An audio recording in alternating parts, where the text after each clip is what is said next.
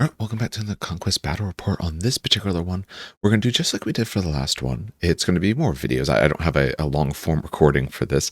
I do want to get back to doing that. I just haven't been able to do so lately. Also, depending on where I go, has changed my ability to be able to do that. But last month, because we're only a few days into this particular month, but last month I participated in a tournament down at Wargamers Guild in New Jersey. Bordentown, I believe, is the town it's in. I always forget that, but it was a 3-round tournament. Now, I only played in 2 rounds because for anyone who, if this is one of the newer ones you've watched, but the day before the tournament, I had wisdom tooth removed. Now, I've had 3 other teeth removed, wisdom teeth removed. No issues, anything like that. This one did start to hurt. The pain actually got really bad. That's why I didn't put anything out for almost a week. And I found out I'm one in about the 10% of the population or so that does not metabolize codeine. So it was a very fun week. So I only did 2 out of the 3 rounds because I was just in too much discomfort by the end to try to fight it out for one last round. So for this, I'm going to go through both lists, and then we're going to take a look and discuss the game. The thought for this discussion is to obviously talk about how the game went, but also talk about either big important moments or big decision points, why I decided what I did, why with the discussion my opponent might have done something, or what might have changed either for either of us as we go along here. All right, so for this, let's start with my list. All right, so for my particular list, for this particular tournament, I brought my Old Dominion. I've played my Sorcerer Kings for like the previous, 6 months straight, or maybe a little bit more. I don't know exactly when they came out. I know it was last year, but I don't remember the exact timing. But I've been playing them for quite a bit, so I wanted to go back to my other army. Plus, I painted a Fallen Divinity, so might as well use it. For my Fallen Divinity, I run her at 370 because I take up upgrades on this lady. I take Aura Malice because Aura Malice with her gives an 8-inch bubble of if my units are within 8, I hand out Dread. So that works better than an individual unit. And Eternal Discipline because it gives you Unrelenting? Untouchable was the name of the rule. I know what it does. It means you get to reroll 6s on your saves. I just, for the life of me, couldn't remember the particular name for it. So my goal with this particular list with her, obviously at any point, is to get her to tier 3, and then I can go ahead and work on anything else I like. So obviously that's what I'm trying to do. Keep in mind, Fallen Divinity is very, very destroyable in tier 1, pretty destroyable in tier 2. Not perfect, but again, you start at 3s on your saves. If they have some cleave, you kind of go to 2s on your saves because you're hard at 2, but they have a big cleave. Okay, now you're actually theoretically maybe saving on worse. But when you get to tier 3 with the defense 4, with the hardened 2, you're probably on 4s or maybe on 3s. I take the Eternal Discipline because I found she needs that little bit of extra survivability, especially because if someone knows how to play against her, they're going to rush you. Or at least they're going to try to put enough into it. So you need a little bit something extra to live. She takes a 3-pack of Can of 4s. So that way, and a 3-pack of Carotids as well. 1, that's all actually, I don't know those models. Also with those particular ones, they have the Divine Shard, which means if they go down, they can give her 2 tokens instead of 1. So if anyone actually does take them out while I'm still not tier 3, I can get a little bit extra. I have an Archimendrate, nothing special. We're going to see for my Hierodeacon, also nothing special, didn't have the points for that. 3-pack of Legionnaires with a Dark Cenotaph, another 3-pack of Legionnaires with Dark Cenotaph. Dark Cenotaphs, for anyone who doesn't know, so for our faction, we look for having Dark Power points. They can either go Dark Power Pool or Fallen Pantheon, essentially for her or for everyone else. Dark Cenotaphs means if I'm taking an objective, and this unit is on that objective, then I can get 2 more Dark Power points. So that's potentially 4 off of those 2 if I can be grabbing an objective. There also isn't, at least as written currently, a limit. So if they're both on the same one, I can still get those bonuses. And the Memory of Old will help them actually grab that if they need to. Keep in mind, Legionnaires, I don't want them to fight. One of them is her caddy, and the other one is just hanging out to Dark Cenotaph until they go down. So I'll spend, move action this while sitting on the objective, or move back and action this if necessary. 3-pack of Bone Golems, because that's what she can take as a heavy. I absolutely want some brutes in this. The Fallen Divinity is good, but she needs support. She needs support, especially she needs support from things that don't need their memories of old to function. Yeah, an extra 3 aura death is nice, but they can kind of make the work without it. The Hybrid Deacon, as I said, took her base, nothing special. She's in a unit cultist. I take cultists because they're a little bit cheaper and I can get her out turn 1. Her out turn 1 means I can start doing Dark Supplication turn 1, so I can get power more quickly. Keep in mind, she has Devout, so she only actually needs 1 success. Centaur Carrickets, realistically, okay, I do like them. I do think they're good. I think their maneuverability is something that this list is lacking in some other ways. Able to put shots down where you need them with Deadly Shot, super, super useful. But in reality, I mostly took them because I painted them the week before, or that week, and it took me a lot of time to paint those and my Padrami. So, and 4-pack of Kephili, because I absolutely love Kephili. I think they're very great. Brutal Impact 1 is nice, but they don't need that memory of old to do their job because they're Cleave 3.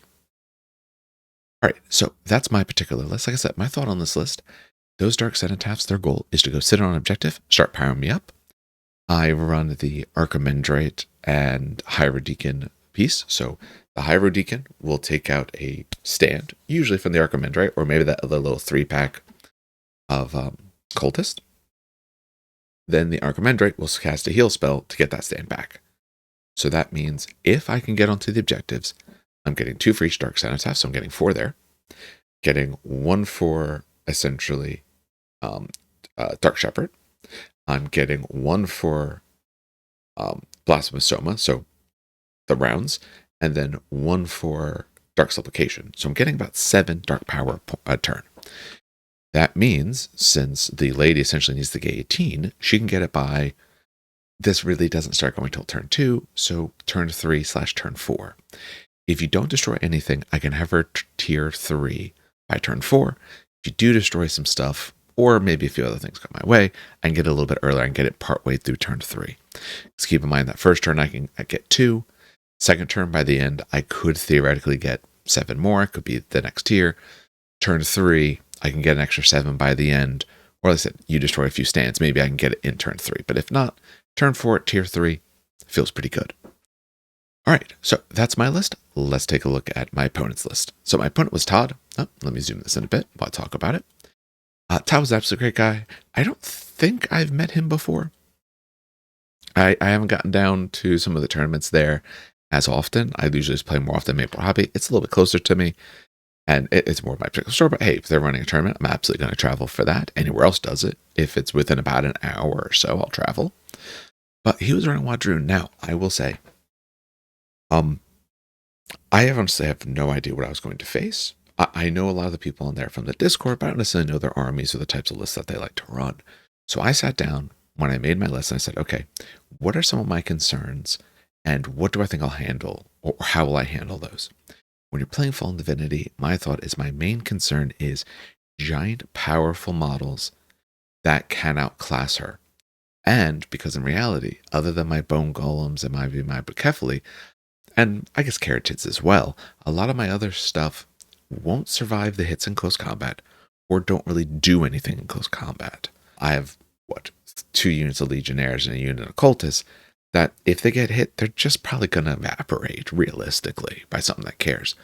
So one of the thoughts I had is, okay, well, how do I deal with Wadrhun, Tauntors, Thunder Riders, that sort of list?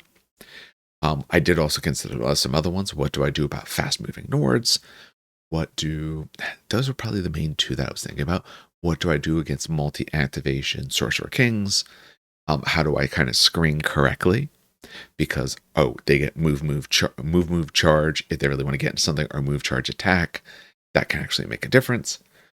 But for this one, so I actually went against a list that was a concern for me. It's one of the types of lists that I had thought about. So for Todd, what he was running, his 2,000-point Wadrhun list.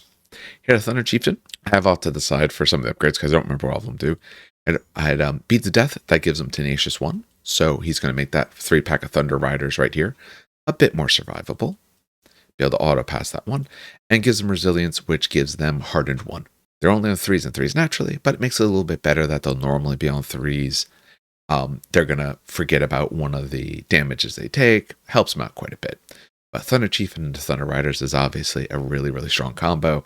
And end of this month, we're supposed to maybe get some updates. There's been some talk apparently about the Dwang updates maybe being delayed till July.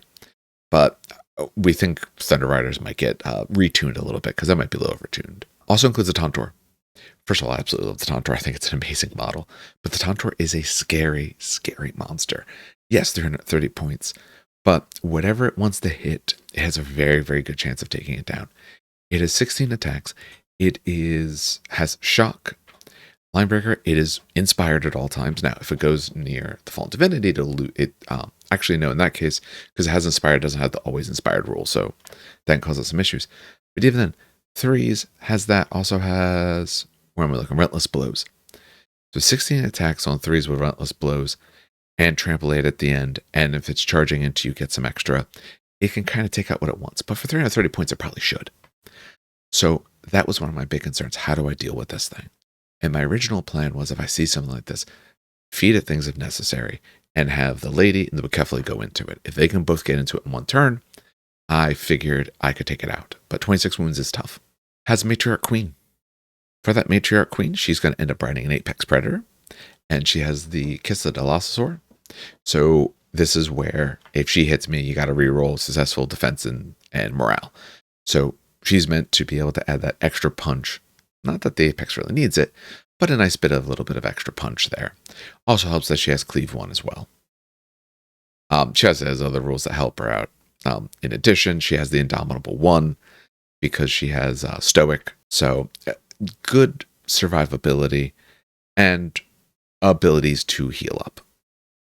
She took a Warbred. Warbred I just like in general. Juggernaut, so you know exactly how far they're charging. Good impact, good cleave, good amount of attacks. They can get some work done. Everything here is death. I didn't mention that, but everything is death. Essentially, he wants that unyielding like I do. So if you can get to that unyielding, rerolling the sixes really starts to help close the gap on things, say like his either Tauntaur or helping out his Thunder Wolf Cap. My apologies. Thunder Riders. Mounted Predator. Mounted Predator's hanging out in the Raptor Riders. Mounted Predator just has Death's Gaze. Gotta click over here to remember what that does. Gives impact 3. Okay, so the regiment, the character then gets impact 3, so good amount of impact. Raptor Riders we know are great. 1 unit Raptor Riders, good. More units, better. But absolutely a very, very strong unit. Everyone knows that. Winglord Predator, I was very interested or somewhat concerned as well to see a Winglord Predator. Because this is a unit, obviously, that one of our big things is we're not so mobile. So jump over top of, say, my Legionnaire units, do some damage into them, rotate, hit things in the back. It makes screening a little bit tougher because now he can just go past anything I want depending on how he uses it. Although Fallen Divinity on the board means he might have to try to tee off there. And 2 hunting packs. Hunting packs are good. I didn't rank them so greatly before. They can go down easy, but if they can get into some nice softer targets, they have a good amount of attacks. That flow formation with the shock and opportunist means if they can get into the right spot, they can actually really get some damage done. They're not going to anything too heavy, but they can do some good stuff for you. All right, that's the list. Let's take a look at some pictures and talk about the game. All right, so round 1, as you can already see, I'm going to end up having, I didn't track victory points here for both of us. I actually used the Tabletop Battles app for this because it also helps remind me to take pictures as well. But I did mark the Dark Power and Fallen Pantheon. So you'll see by the end of turn 1, I'm sitting at 2. I just kind of marked it right at the start. So what do we see at the beginning here? All right, so what we see in this first turn, taking a look at it, as you can see, unlike my first game, in case people didn't watch that one, I put my Hyro Deacon as well as my Archimandrite far from the lady herself. This one, I wanted to keep them a lot closer because I found I want to be able to actually heal up or do any of those sort of things that I need. Also, very quickly, one thing I forgot to mention, the mission is melee. So for anyone who doesn't remember, for melee, the big objectives out here at the end are worth 3 points each. The smaller objectives are worth 2.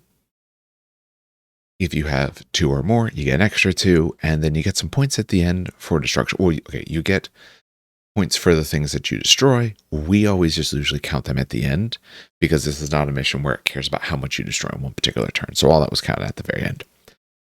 All right, so for this, he ends up putting his 2 units, his 2 hunting packs over on this side. I essentially, once he put down a unit of hunting packs, I went to the other far end. He went a little bit more middle, especially he went middle with his Raptor Riders. The idea of that being to help support depending on which way things go. The lady, like I said, her goal was to sit over here, and I try to we were playing this essentially as an impassable piece, put this impassable piece in my way. We can see a few other bits of terrain. There's another impassable, I think maybe over here somewhere, over on the other far side, on the far left. Unless this was the only one. Were we? Yes, I'm pretty sure we were playing that as impassable. Even if not, I don't think I ever went over it. And then we have some other things that are just difficult and kind of slow you down a little bit, sort of things. But in essence, I sort of try to deploy away.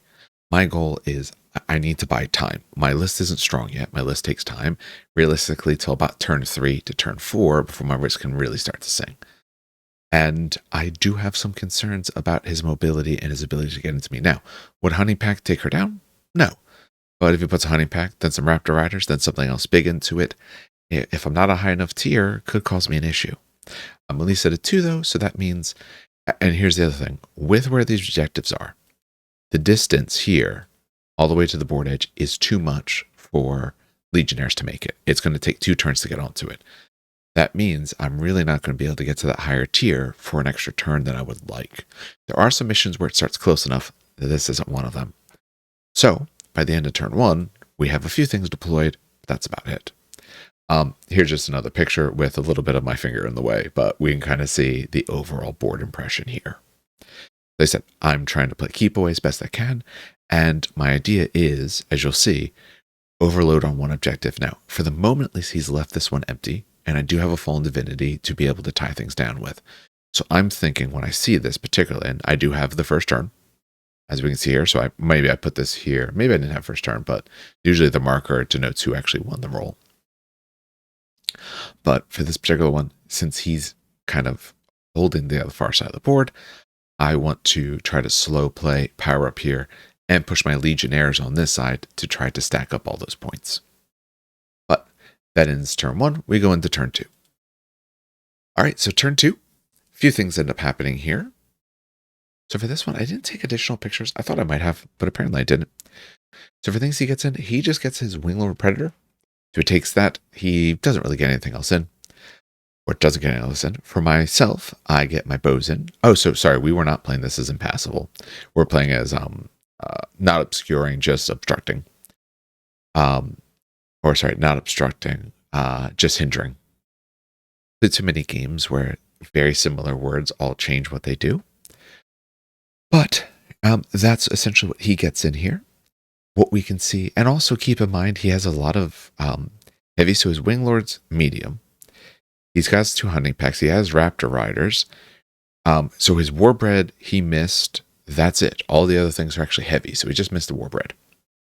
For myself, as you can see, I get my Carrotids in, so I have my bows ready to go, and I get both the units of my Legionnaires. I autoed in the Archimandrite. I always auto in the Archimandrite in that turn if possible, because I want to start having my Hierodeacon here. I wish I had a good highlighter. My Hierodeacon here to start destroying a stand, and then heal that stand back. That's what this little 2 back here is denoting. It's denoting the wounds. So I'm putting it onto here. I still want to end up selling playing, so usually what I do to start with is I have the the Archimandrite unit walk in, Hierodeacon destroy Dark Supplication, then I have heal on my Archimandrite, then I go with the rest of the list. As you can see, I end up leapfrogging right here with my other unit of Legionnaires. They're a little 3-pack, so I end up making it 1 behind. Their goal isn't to fight, so they're trying to stay as 2 wide, smallest as possible. They're in this way so they can leapfrog there. This gives me within 1 move to get onto here with this unit. Gives me within 1 move for my other unit to get on as well. So that way, if he's not onto this objective, and we do know next round he can start getting units in, but Since most of them are heavy, they're coming from his board edge, so his ability to get there, pretty low. That means I should be able to get to, in turn 3, get a lot of power. Otherwise, for the moment, I'm only really gaining 3 for this particular turn. Puts his Winglord Predator, pulls up so we can start getting some points. There it is. Yeah, so he's going to gain 2 points for sitting on that. I was looking at the point score, I have it sitting in front of me, but I just missed something on that. For other things he does, he plays a little bit of protection on this back and forth. He actually had the first turn this particular time, but essentially all he did was push his hunting packs towards the front, so that way he can block me from the objectives. Their goal, of course, he knows I'm looking to score. He knows hunting packs, one good thing that they can do is keep me from getting onto those objectives. He ends up pulling forward with this. I believe he takes a pot shot. Nothing really happens. So not much really occurs in this particular round. I might have taken a wound or two, but that's really about it. I don't see anything marked. I don't think this was marked from wounds. So, and he rightly so stays out of the 20, so that way the ladies can't take shots into those, to that Raptor Riders. Or even if I did, I think I might have, but with all the different bonuses they have, I didn't do anything. So even if I took a shot, I know it didn't do anything. That happened a few times. I shot at them. Well, actually thinking about it, because hunting packs have loose formation, and yeah, so that's what I could reach. I think I took shots into them, and I did absolutely nothing. That's why I'm not that far up the board. Where the Raptor Riders, too far away. I wasn't trying to get close enough, because I really don't want to get engaged by them. But that's a particular turn there. As I said, I get 3 power that turn, so I'm sitting on 5, and we are going to turn 3. So I mark it up the 1 auto for the Blasphemous Soma. So let's take a look at what happens in this third turn. All right, he has first turn again. For his turn, a few things are going to end up happening. My Fallen Divinity is right where she was before, because he puts his Winglord Predator. That's what this is marking right here. He just took it off the stand because we're too big and we're just smacking into each other's faces. But he puts his Winglord Predator in. Now, he's obviously taking out his chance. He does want, knowing that he's going to come in, he does want his chant to go off so he can get the, I keep wanting to say unyielding. Yes, actually, sorry, unyielding. That is correct. He wants that off on that particular unit, because if he has the unyielding, at least he's rerolling the 6s. Because keep in mind, at her early levels, she's not the murder machine that she becomes later. She's, sitting, I think, on 8 attacks. She's maybe cleave 1. So she's not really doing tons and tons of damage. And he does have a cleave of 1. I'm on evade 3, but I don't have my other special bonuses other than I get to reroll 6s, because I also have the same exact rule essentially that he has at this particular point on them. I remember it's quite a few times his goal was to put that onto them, and I completely understand that. Sorry, untouchable, not unyielding. Untouchable. My apologies. Untouchable. I should have a little thing over here so I remember that.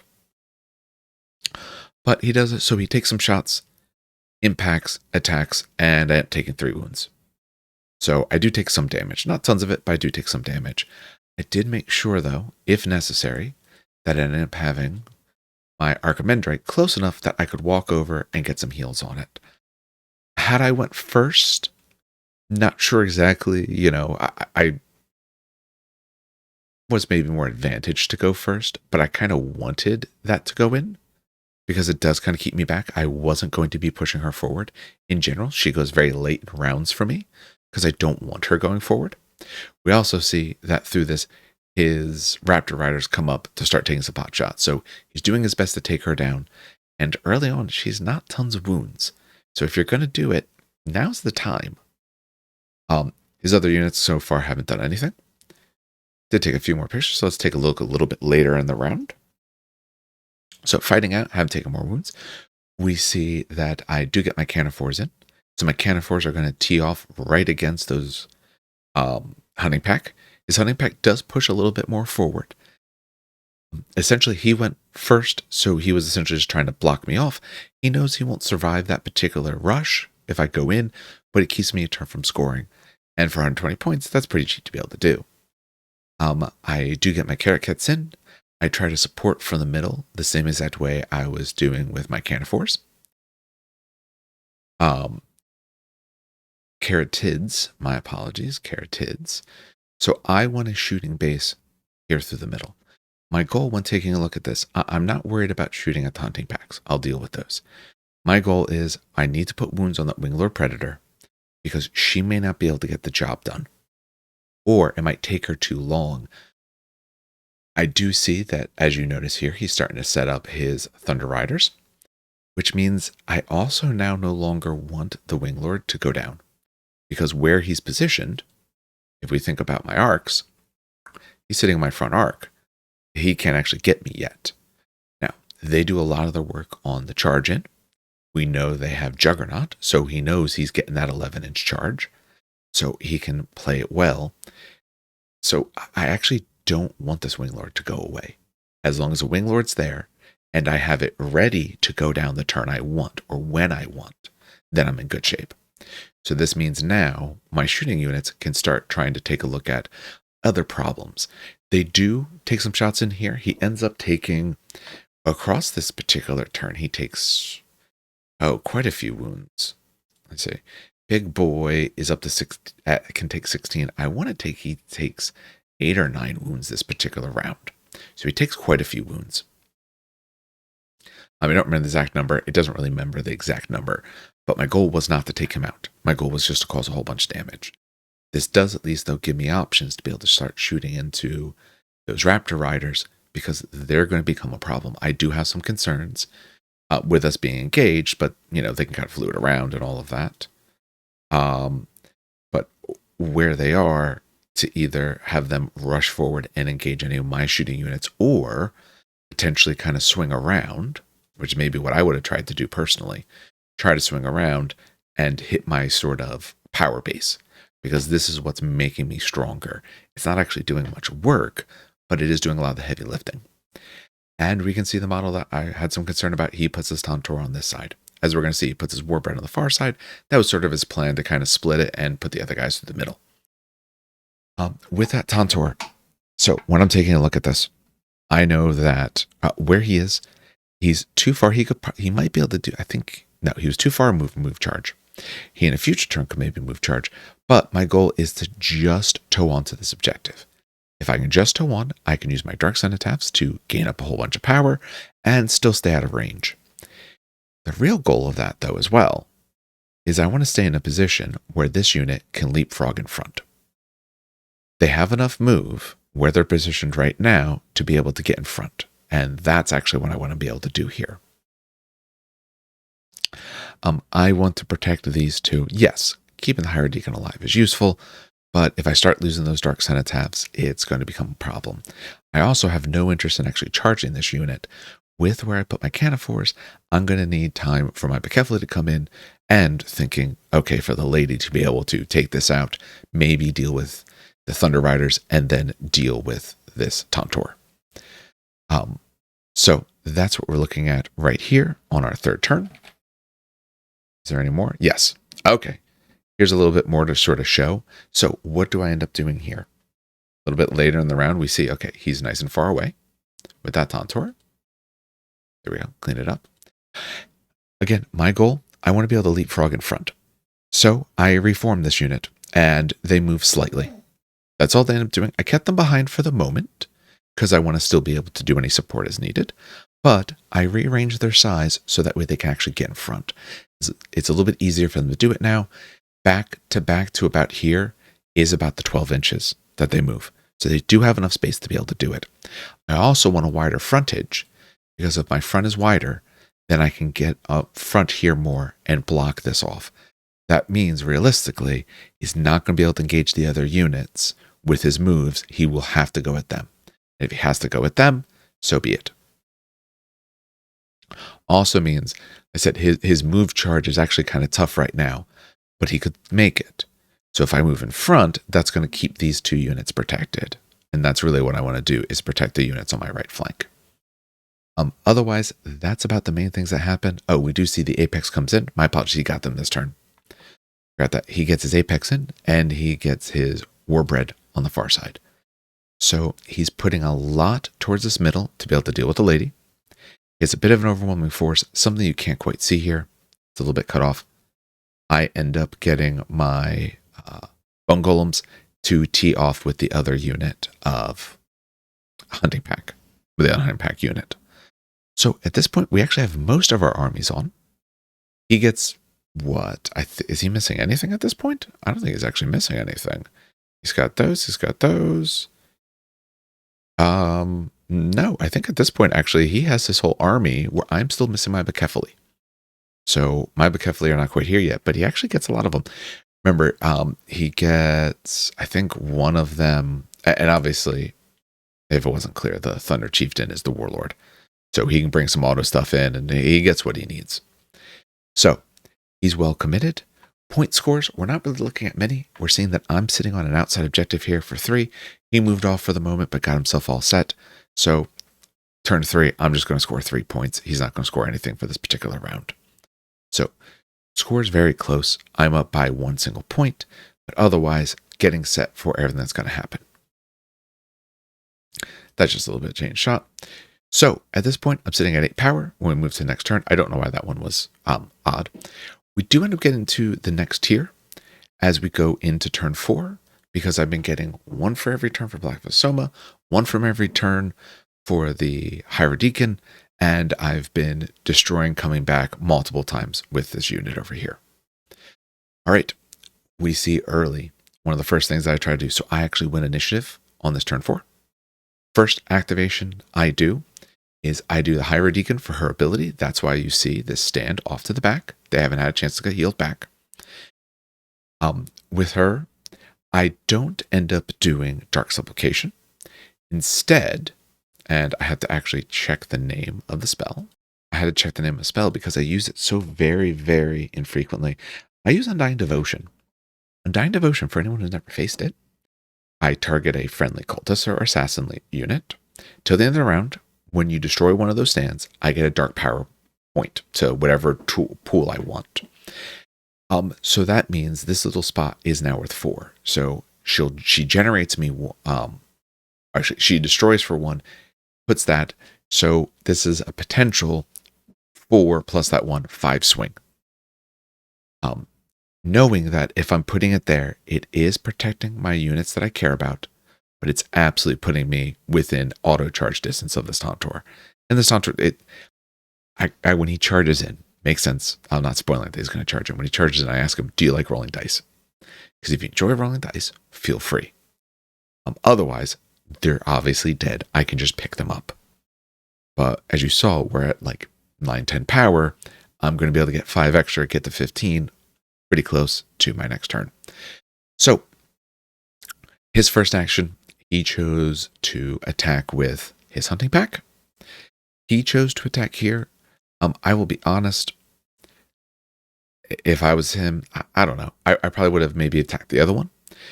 The reason being, I don't think he thought about the Bless that I have here. I'm going to use Blessed on my defense because all I want to do is survive it.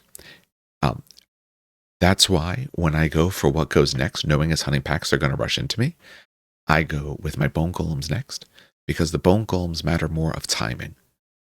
Yes, he doesn't have the greatest things, but he's got a lot of swings. He's 6 swings a stand. He has shock when he does that charge. So he's actually probably going to get quite a bit. My guys are only on 3s on saves. So it's likely that I lose one. It's more important here, or sorry, less important, I should really say here, because of Bless, I can put on defense. Now I'm less likely to lose a stand. And I don't. Whereas over here with the bone golems, more likely that I actually lose some stands. So that's what we have going on early in this particular 4th turn. Let's see a little bit later. You'll notice, oh, sorry, I actually do lose 1. So he actually does do enough to kill 1. But I swing back, I take out all but 1. We still have this sitting here in the middle. We notice I have my Bucephali come on a little bit early. The Bucephali are tied up here because their particular goal is to be able to smack into the Tantor. That's their hope. Lady goes late. Shooting plans on going late. He does very much late with that as well. So we see his Tantor comes up, absolutely obliterates my unit, but I get 4 power from it. what I do is the Legionnaire unit that does not have the Archimandrite in it does the charge. They did the charge just realistically, maybe I should have just went in front and sat there, but movement-wise, it'd be a little bit tough, so I charged in so I could get at least a few swings. I do get a few swings. It does do some good. I said probably been smarter play just to hang off a little bit, but I ended up not doing so. In the future, I would. And Archimandrite's going to end up casting into that and get some damage on it. Essentially, by the end of this round, it's taken about 6 to 7 wounds, so it actually has some damage on it. That's what we see from that. Okay. What ends up happening here? So, if we take a look at the main difference between these two, is Winglord is there. I'm firing my shooting units. If memory serves, I believe actually, yes, I took my Carotids to fire in because they do a little bit better. Actually, in this particular turn, I needed both. I do remember this actually. The Carotids went first because, hey, you roll 6s, you take extra, but he had, hey, on 6s, I get to reroll. So he takes enough wounds that he's got about a wound left. I can't let her be the one who does the attack. So it means I need this other unit to do it. At this point, what you'll have noticed, though, is he has moved this unit of Thunder Riders up. So he went early with his Thunder Riders, earlier than honestly I would have. Because in reality, I would have went about the absolute last with those Thunder Riders. Because the lady, my plan is to go as absolutely late as possible with the shooting units going just before. So that way I can, hopefully the Thunder Riders go and then I can get into them. That's my hope. You'll notice on the far side here, there's no more hunting pack over here on the far left. Because obviously my Bone Golem's going to eliminate them. And we can see that he's moving up his Warbred. So his Warbred, he knows his auto charge range. He wants to be out of my move charge range. So essentially we're posturing. We get close enough where now it can happen, but neither one of us necessarily wanted to be I should say, both of us wanted to be aggressor there, but we both made sure he essentially sat at just his range to be able to get the charge. So I'd probably have to do a move charge because I'm not chancing needing like a 5-up personally. But as we can see, the biggest difference between these two pictures here is the fact that I end up getting to him. Now, this was a move charge. I did consider just charging. I have Unstoppable. I needed a 3-up. Instead, I said, well, okay, if I need it and I fail it, then I'm in super rough position because I'm stuck out. I'll have a 4-pack of these Thunder Riders to come in. They'll be able to come in, hit me, all of that. I'm not quite yet at tier 3. In a moment I will be, but this moment I wasn't. And I was worried, even if I get to it, depending on timing, he gets enough damage into me, he could actually do this. So instead I say, hey, I'll move charge. I'll go for the guarantee, and I do take one out on that. We rolled for it immediately afterwards. Hey, what would have happened? I rolled a 1 and a 2. So I would have failed that charge. I would have been stuck essentially right here. That means now he can Thunder Rider into me. He can have these Raptor Riders hit into me. Or if instead he wants, he can even get the Apex into me. So it gets really, really bad if I do this another way. So doing it the way I did it really helped me out. You also notice this particular unit of Legionnaires didn't end up getting healed out because I didn't get wrecked too fast. His Tauntor was his first activation. But I won the roll. That really helps out. Had that changed, honestly, really could have done some big differences. This is just showing a little bit more of what's happening on the side of the board. We're sitting exactly 11 inches apart over here. All right, that makes it end of turn 4. I'm sitting at 18 power at this point because I have both of them. If you actually take a notice, because of my +2 stands that I can count as, essentially I charged Memories of Old, I can actually win out on the stands because that's essentially 6 stands just between those two with the extras. So even though he's kind of heavy, I'm still able to take it. So as we go into the next round, I don't know why that was a little bit off. My apologies. Let me go back. Take objectives. I'm grabbing a 3-pointer here. He's grabbing the other 2. So he's going to end up actually getting 7 points 2, a 3, and 2 or more. So he starts going up at points at this particular point. So at the end of round 4, let me pull it up to make sure I got this right. Yeah, end of round 4. Yeah, I get what? Why does that put me at 7? Yeah. Oh, sorry. Yeah, him at 7. I'm getting like, what, 3? It's not getting very much. Okay. We go into round 5. All right. So round 5, things that we notice happen. I need to start taking more pictures along. I've been doing that more recently, but I completely forgot this. We end up fighting over here. He absolutely takes out one of mine, but otherwise we're just sitting there fighting each other. There's a little bit of space, if you can see it or not, because we're just too big to kind of get closer together. His hunting pack comes into the side. You'll notice that his big boy is gone, that his apex predator is gone. Essentially, the apex pushed forward. My Cannonforge were able to get into the apex, do a bunch of damage. He was able to kill out the rest of the Cannonforce, but then I have both of these units shooting into the apex, so I do take out the apex predator. I would carefully push forward. He obviously, when his Tauntaur goes, he essentially spends his turn crushing these guys. He didn't kill them on the initial bit. I think he thought to inspire first. I don't think he actually had to. So that might have been a little bit of a misplay, but in that, he wouldn't have taken out this unit on that turn. And where I was no longer necessarily grabbing it, but contesting it, but I'm at the power level I need anyway. So that might have been a little bit of a mistake, but he could have hit into these guys and, you know, caused them some issues, but wouldn't have taken them out. But I purposely don't charge. I do cast more spells into it, so I can get some more damage onto it. So now it's taken about 12 or maybe 13 wounds. It's about half or so.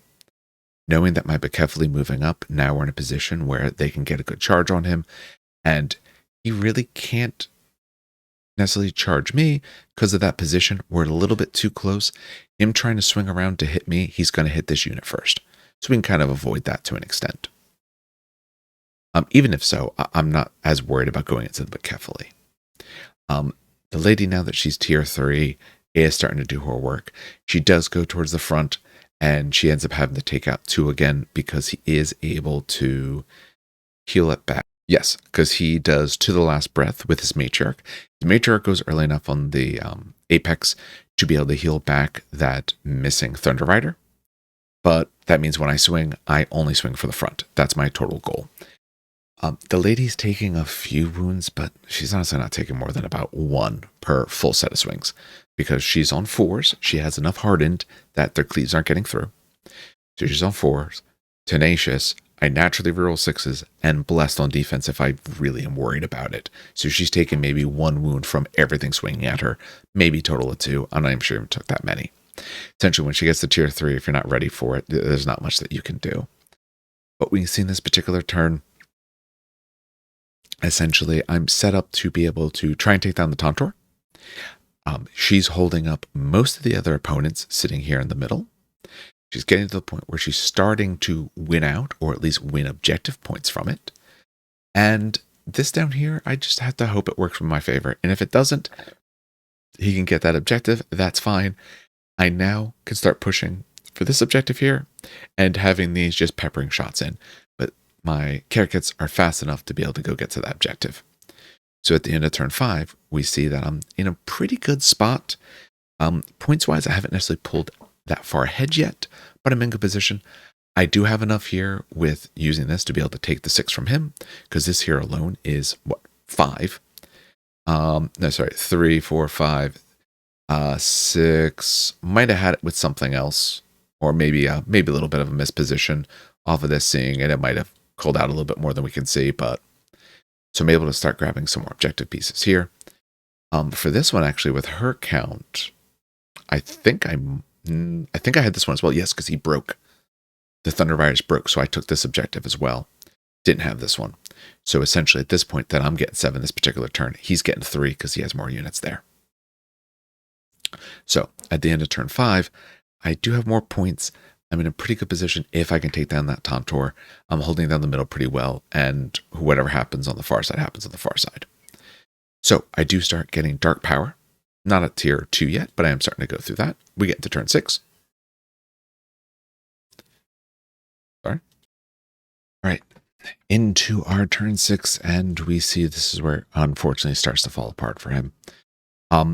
His Tauntaur does eliminate my unit of Legionnaires, but his pushing forward gets me into a flank charge. These guys are cleave 3, which he does have Oblivious, he does have Fearless, so he doesn't care about a lot about the resolve, but this is a lot of attacks that he gets no save on. And it's enough. It does plenty of wounds. He had probably at this point 10 wounds left or so. Actually, probably a little bit less. He might have been like 7 or 8 wounds left. 4 attacks each a pop on these guys, and actually they're close enough to her that they're getting bonuses. I don't remember even if I counted the extras from where she was, but it does enough. It takes him out. We notice that as Thunder Riders end up going down, I do start plinking into the Raptor Riders, and I'm not really concerned about them. I'm taking the objective. That's all that matters here. Over here, my Aura of Death is doing me wonders. You'll notice he has 2 left. He swings in. He does about 4 or 5 points of damage. Still alive, actually 4 points onto my Bone Golems. But my Aura of Death and my swings back take down one of his. So objective-wise, not necessarily taking this one, but now I was able to put my Karrakets to this. So I have 2, 4, 5, 6, 7, and I have more than 2. I'm getting 9 points for this particular turn. And like I said, unfortunately, we know this isn't going to go well at the end because I have a good amount of shooting, as well as she can now swing into them. They're on evade too, but it's just not going to help them much. Really what it boils down to is what happens down here in, say, turn 7 or so. Do I make it out or not? Oh, sorry, got to click there. All right, one last picture from this. We are now in turn 7. Like I said, I scored 9 in the last round. I'm standing on this objective with the Bucephali. They're not going to bother going anywhere. She ends up taking, between her and any shots, end up taking out the Raptor Riders. And for down here, I do consider start trying to push forward if I need to, because I could try to leapfrog. It would take more than one turn, but they could push this objective. They could start fighting down there if need to. But essentially, we both smack down one of each other. And once it ends up happening for this particular turn on turn 7, it's effectively tied here. But what ends up happening when we get into turn 8 is my Aura of Death. He's about 2 wounds left. My Aura of Death takes him out. Because at this point, also keep in mind that I'm minimum, I think I'm actually tier 2. So that means when they go, which I do have them go, they get up to Aura of Death 8. He can't survive that after the swings as well. So essentially by the end of this turn, he doesn't have an army left on the board at any point. So that goes into turn 8 then at that point. So that means for 8, 9, and 10, I can score based on my position max points of 12 per round. What also ends up happening that we don't really end up seeing is that for Stan's killed, so I took out his army. He is 4 characters, a warlord, and his regiments. He did end up taking out several of mine. From my particular side, he took out 2 characters and 3 regiments. So he got 10 bonus points on that. But I took out 7 regiments, 4 characters, as well as the warlord. So we're looking at 24 points from that alone. So this is one of the problems I have in Conquest, and I have very few problems with the game. One of the problems I have is the way in which you can score some of these missions. Here's what I mean about that. If you watch my other video, the winning score in that was like under 30. For this particular mission, his losing score was almost the winning score in the previous one. I got 90 points. And well, the last 3 rounds, I got 12 each. That's 36. And his army was worth essentially 24 points. We're looking at like 60 points there alone. That's already scoring more than the previous mission could. The previous mission's max score was 40. This mission's max score, there is an overall max score. I guess technically starting turn 2, you could be on every single objective. Your opponent's probably not going to let that happen all the time. But probably about 100 or so is probably the reasonable max. Not exactly, but a reasonable max between what you're probably going to do. Maybe a little over, maybe 110. But that means winning this one big, either one of us could, but winning this one big could catapult me up in standing. Whereas the previous mission, I could have done the greatest I possibly could and get nowhere near it. Like I said, it's possible to lose this mission with many more points than you won the previous mission. So thoughts on the game in general, honestly, absolute great game. Tao's a great guy. Multiple times is he saying, oh, I don't know if I should do this charge. He's like, go for it. You only live once. Because it's just very fun and sort of casual feel. I do try to be a little tactical with the things I do, but yeah, some spots, let's just see what happens. Let's just throw this at each other. We both just really enjoyed rolling some dice into each other's faces with our units.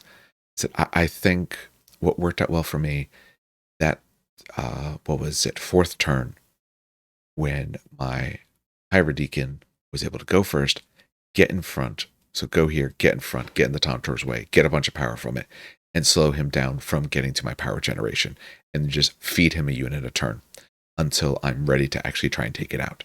I was getting a good amount of damage on it before that, but the Bekefli need to get in to actually get that job done.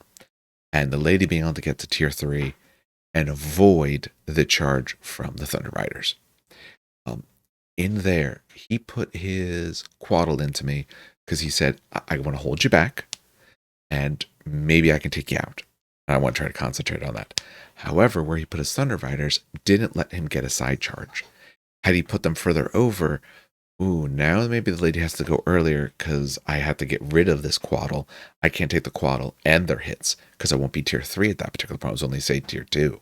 And tier 2, in some ways, you're almost more fragile depending on what they're doing.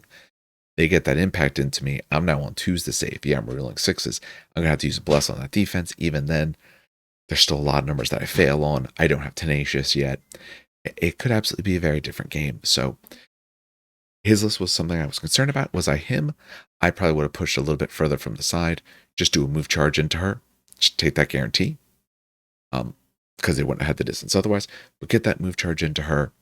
Maybe she goes down. She's get down. My Bekefli are not in yet.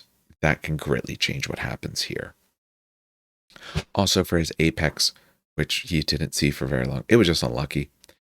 I got a good amount of swings into it, and he just didn't save well.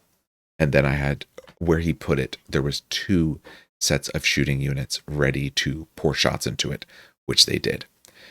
Otherwise, that Apex, for me personally, okay, what would I have changed? What would I have done differently? My particular side, not too much. I wouldn't have charged the Legionnaires into that Tantor the turn I did, because I think he ended up not being able to get out all he could have, which he should have. I would have put it about an inch from them and just sat there, let you charge me. I will eat up your activation. That's my biggest mistake and change play, I think, for sure. I think positioning wise, I did an okay job. I think reaction wise, did pretty decent as well. Doesn't mean I couldn't have played better, of course, but again, I want to avoid that idea of, well, I'll do this, well, you'll do that. It's that back and forth like when you were kids, when we each, one-up each other because we have this cool, awesome thing. If I was on his side, what I would have done differently, the biggest thing, like I said, I would have put those Thunder Riders further over so they can get a flank charge. I probably would have put the Apex. If I put the Apex here, I would have pushed harder for the Apex to get into the shooting units, or had the Apex support more down here so he can clear off this objective and then start pushing to the side with that Apex. I understand why he wants to do it, to be able to support those Thunder Riders, but if he goes a little further over, he gets it, or put the Apex down here and take that extra turn to charge into the flank of these Legionnaire units, and then you might be able to get into Bekefli, hold them back, because between Apex and the Tantor, the Bekefli go down. This collapses my flank on this side. Push for the lady, or hey, just let her fight a unit for a while. Start scoring your points. Either way could have worked. But so at this point, I'm 2-0. Could have went into the third round. Would have been fighting it out for, whatever was the top prize, which was, I guess, a different model. I got way too many models to paint as is. As I look over at my painting desk over here. But I said I was in too much pain, didn't want to. And I'm doing this for fun anyway. Who cares? So at this point, unfortunately, after this game, it was no longer fun because I was starting to get a really bad headache and a lot of pain from my teeth. So I left. Both games, absolutely great. Would love to play against the list that won, because points-wise, I would have been the one going against it. Curious what would have happened. It was a Nord's list with a lot of speed. And though she is survivable, she doesn't really want to face werewolves. She doesn't just want to face gold tier until she gets more powerful. So I'm curious what would happen. He honestly would have bum rushed me, of course. And could I have kept things alive enough? I'm curious. I really don't know. And I don't want to. I think that is a list. He was like a 3 monster, 2 gold tier pack, werewolves, and the rest of it honestly really doesn't matter. Those are the key features. From that, though, I'm curious what I would have done. Because obviously he can like hold out on objectives better because he has a cider. So I think it would have been an exceedingly tough fight. I'm not sure what happened. I think that's definitely a list I could have easily have lost against, depending on the mission. Forget what mission they played, but like this mission, I don't know if I would have been a callback fast enough. I scored a lot of late early here, but he didn't score a lot early. I scored a lot late, but he didn't score a lot early. Nord scored a lot early, so I'm not sure how that one would have went. I'm curious to maybe at some point play against that list and just see what would have happened had I actually tried to play it out. But that does enough for this particular one. Hopefully this was of interest to people.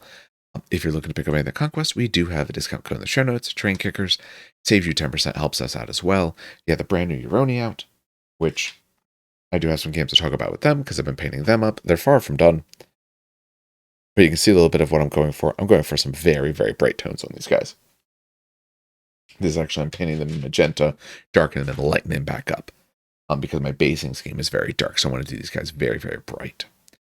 But other things this week, I should be trying to do the Cav video this week. I should have some time for that. And then after this particular week, then again, I get some more time. My weeks go back and forth of what amount I'm free. So otherwise, I'm just going to try to do a whole bunch of painting, maybe try to get some games up with these guys, and go from there. All right, well, on behalf of everyone at the show, then, has a good hobby. It's a great gaming.